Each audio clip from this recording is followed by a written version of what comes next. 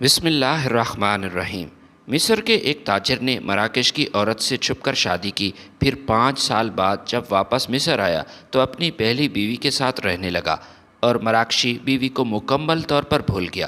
کافی سال گزر چکے تھے لیکن اس کو اپنی دوسری بیوی کی یاد نہ آئی، لیکن جب مرنے کا وقت قریب آیا تب اس کو اپنی مراکشی بیوی کی بہت یاد آئی۔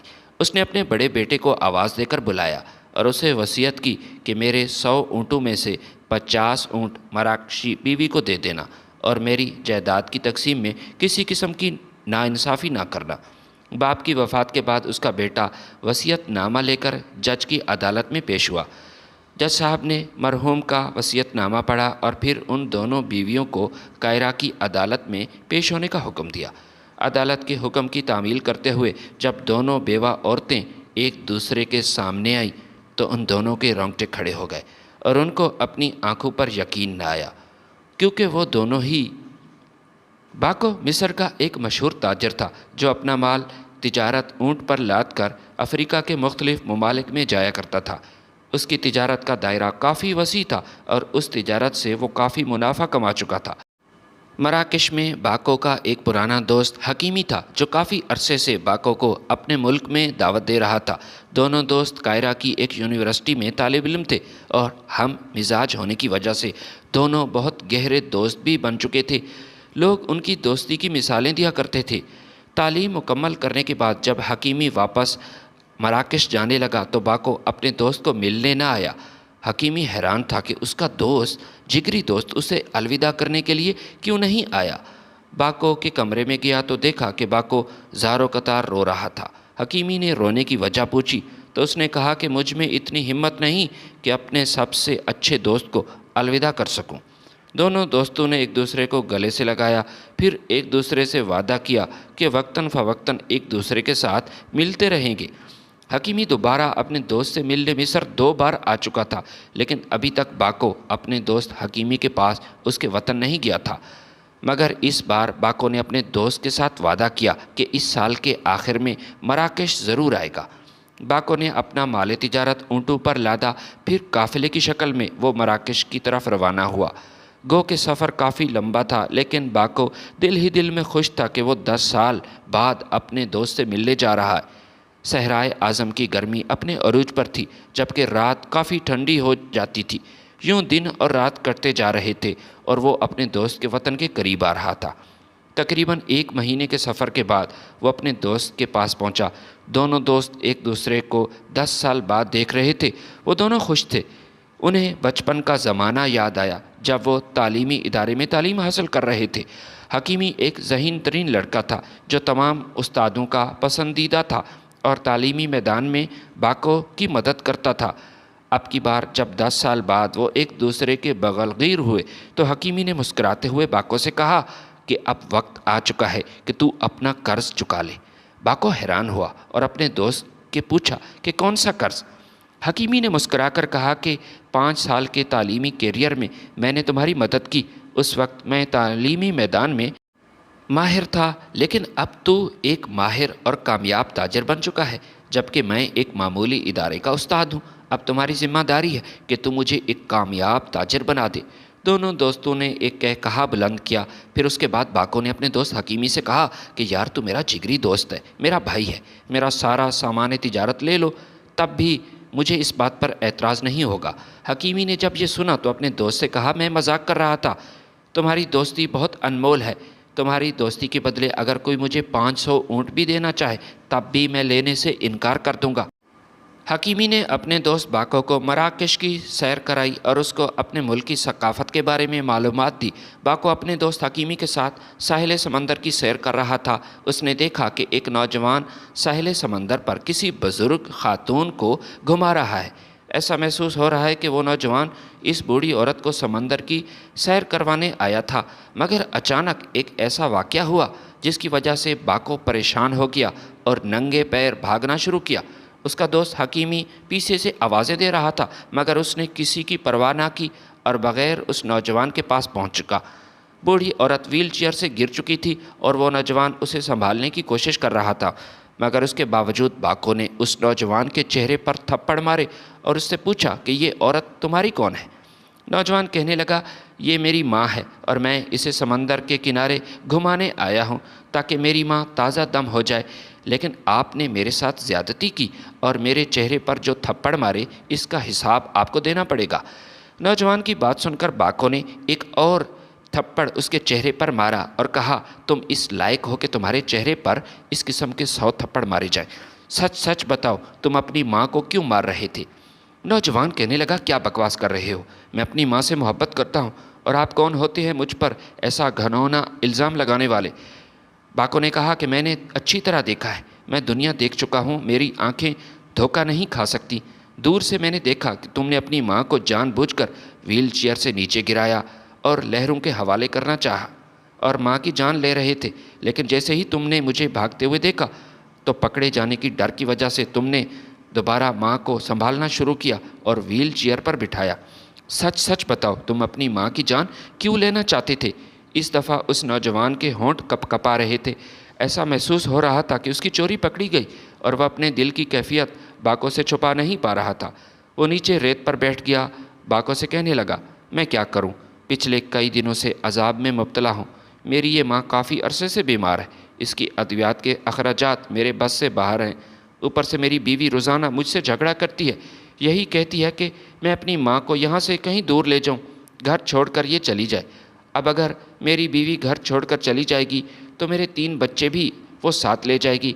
बच्चों के बगैर मैं वैसे ही अधूरा रह जाऊँगा। माँ के इलाज के सिलसिले में मुझे चोरी भी करना पड़ी, वो भी मैंने की। मेरे जितने असासे थे मैंने फ़रोख्त किए, लेकिन अब मेरे पास कुछ नहीं। मैं यूँ माँ को तड़पता नहीं देख सकता। मैंने अल्लाह ताला से दुआ की कि अल्लाह ताला मेरी माँ की ये मुश्किल आसान करे, लेकिन पिछले 1 साल से मेरी माँ बिस्तर पर तड़प रही, ना रात को सोती है ना जागती है, बस चीखती चिल्लाती है। पिछले 1 साल से ये बंद कमरे में पड़ी थी। आज दिल में आया कि माँ को समंदर की सैर करवाऊँ। इधर मुझे बार बार यही ख्यालात आ रहे थे कि माँ की दवाई का बंदोबस्त कैसे होगा, मेरे पास तो पैसे नहीं। इन्हीं सोचों में मैं बहक चुका था और अपनी माँ को इस मुश्किल से आज़ाद करने का फ़ैसला कर लिया। बाको ने नौजवान की बात सुनी तो हैरान हुआ और फिर उस नौजवान से कहने लगा, इस समंदर को गौर से देखो और मेरी बात अपने पल्ले बांध लो कि जिस औलाद से तुम बेपनाह मोहब्बत करते हो, कल 20-25 साल बाद यही औलाद इसी समंदर के किनारे तुझे समंदरों की लहरों के हवाले करने आ जाएंगे। अगर तुम इस दिन के लिए तैयार हो तो फिर शौक़ से अपनी माँ को समंदर की लहरों के हवाले करो। नौजवान गीली रेत अपने सर में डालने लगा, बहुत रोया था, अपनी माँ के पैरों में लिपट गया, बार बार यही कह रहा था कि माँ मुझे माफ़ कर दो, मैं तुम्हारा अच्छा बेटा साबित ना हो सका। बाको ने उस नौजवान की माली मदद की और कहा कि तुम्हें इतने पैसे दे रहा हूँ कि अगले 10 साल तक ये तुम्हारी माँ के इलाज और अद्वियात के लिए काफ़ी हैं। नौजवान ने बाको का शुक्रिया अदा किया। हकीमी अपने दोस्त के इस फ़ेल से काफ़ी मुतासिर हुआ और दिल में सोचने लगा कि मैं भी देख रहा था कि वो नौजवान बूढ़ी औरत को व्हील चेयर पर बिठाए समंदर के किनारे चल रहा है, लेकिन मेरी नज़र इस तरफ क्यों ना आ गई? मैं इतना गैर हाजिर दिमाग कैसे हो सकता हूँ? फिर उसके बाद बाको की वो नसीहत याद आई कि कामयाब ताजिर बनने के लिए सबसे पहला असूल ये है कि इंसान को हाजिर दिमाग होना चाहिए। सूरत हाल को देखते हुए फ़ौरन फ़ैसला करना चाहिए और अपने वक्त को ज़ाया नहीं करना चाहिए। दूसरे दिन बाको अपने दोस्त के साथ बाज़ार से वापस आ रहा था कि उसकी नज़र एक लड़की पर पड़ी। ये नीली आंखों वाली खूबसूरत लड़की थी। बाको अपनी नज़रें उस लड़की से हटा ना पाया। बाज़ार से वापस वो अपनी रिहाइश पर आया, लेकिन बाको उस लड़की की आंखों में गुम था। हकीमी ने अपने दोस्त के चेहरे को पढ़ लिया और कहा कि मुझे ऐसे लगता है कि जब से बाज़ार से हम वापस आए हैं तुम कुछ खोए खोए से हो। खैरियत तो है ना? बाको ने मुस्कुराते हुए अपने दोस्त से कहा कि यार, तू मेरा जिगरी दोस्त है, मैं तुझसे कुछ नहीं छुपा सकता। बाज़ार में मुझे एक लड़की नज़र आई, वो बहुत हसीन और जमील थी। मैं उसकी आंखों को भुलाने की कोशिश कर रहा हूँ क्योंकि मैं पहले से ही शादीशुदा हूँ और 2 बच्चों का बाप हूँ। हकीमी ने मुस्कराकर कहा, हाँ हाँ, जितना जल्दी मुमकिन है उस लड़की को भुला लो, वरना भाभी तुम्हारा वो हाल करेगी कि तुझे ऊँटों पर लाद कर हकीम के दवाखाने ले जाना पड़ेगा। इस बात को सुनकर बाको हंसा और कहने लगा, तुम बिल्कुल ठीक कह रहे हो। मेरी बीवी मुझे कभी दूसरी शादी की इजाज़त नहीं देगी और मैं भी अपनी बीवी के होते हुए कभी दूसरी शादी के बारे में सोच नहीं सकता। लेकिन कभी कभी ऐसा हो जाता है, कोई भी खूबसूरत चेहरा आपके सामने आ जाए, फिर आप उसको भुलाने میں کافی وقت لگ جاتا ہے۔ خیر، تمہیں پریشان ہونے کی بالکل ضرورت نہیں، کل تک میں بالکل ٹھیک ہو جاؤں گا اور اس لڑکی کا جادو میرے سر سے اتر جائے گا۔ اگلی صبح دونوں دوست ایک چوک سے گزرے تو وہ حیران ہوئے کہ اسی لڑکی کی بولی لگ رہی ہے۔ لوگ بڑھ چڑھ کر بولی لگا رہے ہیں اور ایک آدمی اس کے ہاتھ کو پکڑ کر بولی سن رہا ہے۔ باکو سے یہ بات برداشت نہ ہوئی اور وہ آگے آیا، اور پھر جس شخص نے سب سے زیادہ بولی لگائی باکو نے اس کی دگنی قیمت ادا کی اور اس شخص سے لڑکی خرید لی۔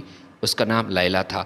باکو لیلا کو لے کر حکیم کے گھر آیا، پھر اس کے بعد لڑکی سے پوچھا کہ تمہارا نام کیا ہے اور یہ کیا معاملہ ہے؟ اس نے بتایا کہ میرا نام لیلا ہے، میرا باپ جوئے کا عادی تھا اور اسی عادت کی وجہ سے وہ برباد ہو گیا۔ جوئے کے پیسوں سے نشہ کرنا اس کی عادت تھی، جب اس کے پاس کچھ نہ بچا تو مجھے جوئے میں ہار گیا۔ باکو نے اس لڑکی سے پوچھا کہ اس شہر میں تمہارا کوئی ہے، کوئی ایسا رشتہ دار جس کے پاس تم جانا چاہو؟ تو لیلا نے باکو کو بتایا کہ اس شہر میں میرا کوئی اپنا نہیں، اگر اپنا ہوتا تو چوک میں یوں میرا تماشا نہ بنتا اور میری بولی نہ لگتی۔ یہ سن کر باکو پریشان ہوا، وہ اس لڑکی کو تنہا نہیں چھوڑ سکتا تھا۔ اس کے بعد باکو نے حکیمی سے کہا کہ تم اس لڑکی سے نکاح کرنے کے خواہش مند ہو؟ تو حکیمی نے یہ کہہ کر معذرت کی کہ میری ماں میرا رشتہ اپنے بھتیجی کے ساتھ طے کر چکی ہے اور اگلے مہینے ہماری شادی بھی ہے۔ کافی دیر سوچنے کے بعد باکو نے خود ہی اس لڑکی سے نکاح کرنے کا فیصلہ کیا۔ لیلا سے اس کی مرضی پوچھی تو وہ بھی رضامند ہو گئی۔ لیلا بہت اچھی لڑکی تھی اور باکو کا خیال رکھنے لگی، لیکن وہ دل ہی دل میں پریشان تھا اور سوچ رہا تھا کہ جب وطن واپس جائے گا اور کسی طرح اس کی بیوی کو پتہ چل گیا کہ میں نے دوسری شادی کر لی تو وہ گھر چھوڑ کر چلی جائے گی۔ میں نے تو اپنی بیوی کی اجازت کے بغیر ہی دوسری شادی کر لی، لیکن حالات ہی کچھ ایسے تھے۔ میں پردیس میں تھا، لڑکی کو میری ضرورت تھی، بغیر نکاح کے اسے اپنے پاس بھی نہیں رکھ سکتا تھا، مگر اسے دل میں یہ خوف تھا کہ ہبا کو جب اس نکاح کے بارے میں معلوم ہوگا تو ناراض ہوگی اور مجھ سے خفا ہو جائے گی۔ اسے مراکش میں آئے ہوئے 1 سال کا عرصہ بیت چکا تھا۔ اس کے نام ہبا کا پیغام آیا کہ شاید آپ ہمیں بھول چکے ہیں، آپ کی ایک عدد بیوی ہے اور 2 بچے آپ کو بہت یاد کر رہے ہیں اور رو رہے ہیں۔ اس سے پہلے ایسا کبھی نہیں ہوا کہ آپ گھر سے اتنے عرصے کے لیے باہر گئے ہوں۔ اب آپ واپس آ جائیں تاکہ ہم کو تسلی ہو جائے۔ باکو نے اپنی بیوی کے نام جوابی پیغام بھیجا کہ میں جلد ہی مراکش سے وطن واپس آ جاؤں گا۔ کاروباری سلسلے میں مجھے کچھ ماہ مزید لگ سکتے ہیں، لیکن پریشان ہونے کی ضرورت نہیں۔ کچھ ماہ مزید بتانے کے بعد باکو نے واپس مصر جانے کا فیصلہ کیا اور اپنے دوست حکیمی سے کہا کہ میری بیوی کا خیال رکھنا۔ حکیمی نے وعدہ کیا کہ لیلا میری بہن ہے، میں اس کا خیال رکھوں گا۔ اس نے لیلا سے بھی یہی کہا کہ پریشان ہونے کی ضرورت نہیں، میں واپس آ جاؤں گا۔ واپس مصر آیا تو اس کی بیوی نے اس سے شکوے گلے کیے کہ اتنی دیر کیوں لگا لی۔ باکو نے کئی ہیلے بہانے کیے، لیکن اس نے اپنی بیوی کو منا لیا۔ بچے اپنے باپ کو دیکھ کر بہت خوش تھے۔ وقت بڑی تیزی کے ساتھ گزر رہا تھا۔ شروع میں باکو کو لیلا کی بہت یاد آتی تھی، لیکن جیسے جیسے وقت گزر رہا تھا اس کی یادیں غائب ہونے لگیں۔ باکو کو جسمانی صحت بگڑ چکی تھی، وہ تجارت کی غرض سے لمبے سفر بالکل نہیں کر سکتا تھا۔ اس نے اپنی تجارت کو مصر کے اندر ہی محدود کر لیا تھا۔ سال میں 1-2 بار وہ حکیمی سے اپنی بیوی کی خیریت دریافت کر لیتا، لیکن کبھی بھی مراکش جانے کی کوشش نہ کی۔ حکیمی اپنے دوست کو بار بار بتا رہا تھا کہ لیلا آپ سے ناراض ہے، وہ آپ سے شکوے کرتی ہے، لیکن آپ یہی جواب دیتے ہیں کہ مجھے معاف کر دینا۔ اگر اس بار تم سے ملنے کے لیے آ گیا تو میری بیوی کو شک پڑ جائے گا اور اسی طرح وہ مجھے چھوڑ کر چلی جائے گی۔ جس طرح برے وقت میں نے تمہارا ساتھ دیا اور تجھے خرید کر اپنی بیوی بنایا، ٹھیک اسی طرح اس نے بھی میرے برے وقت میں میرا ساتھ دیا تھا۔ یہ اس وقت کی بات ہے جب میں کچھ نہیں تھا، میرے پاس کچھ بھی نہیں تھا، میں غربت کی زندگی گزار رہا تھا۔ ہبا نے میرا ساتھ دیا، مجھ سے شادی کی، پھر اپنے زیورات فروخت کر کے مجھے کاروبار کرنے کا مشورہ دیا۔ آج میں جو کچھ ہوں اپنی بیوی ہبا کی وجہ سے ہوں۔ باکو ایک پراسرار بیماری میں مبتلا ہو چکا تھا، اس کے جسم کا خون سڑنا شروع ہو گیا۔ حکیموں کے مطابق اس کا علاج سمجھ سے باہر ہے۔ وہ بستر پر آ چکا تھا۔